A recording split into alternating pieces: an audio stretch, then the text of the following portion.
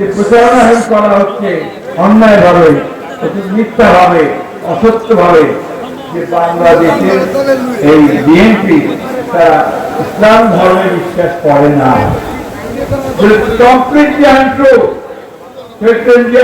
প্রথম সেই সংবিধানে বিসমিল্লাহির রহমানির রহিম সংযোজন করেছিলেন। প্রথম তিনি আল্লাহর উপর অবিচল আস্থা ও বিশ্বাসের উপরে রেখে সব কাজ করার তিনি কমিটমেন্ট করেছিলেন। সুতরাং যারা আজকে বলছে তারা সম্পূর্ণভাবে মিথ্যা কথা, অসত্য কথা, জাতিকে বিভ্রান্ত করার কথা। তারা বলছে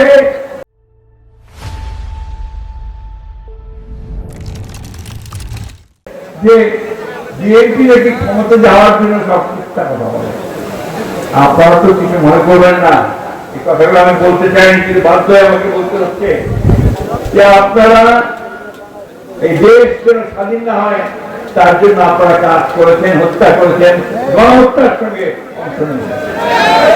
কিছু মনে করবেন না, আপনারা আওয়ামী লীগের সঙ্গে আঘাত করেছিলেন 1993 সালে বিএনপিকে ক্ষমতা থেকে সরানো, এবং আজকে যে বলছেন যে বিএনপি বাণিজ্য করতে পারবে না বলেই পিআরের কথা বলছে, অথচ আপনারাই কিন্তু বিএনপির সঙ্গে সব সময় ভাগ করে নির্বাচন করছেন, আসন ভাগ করে।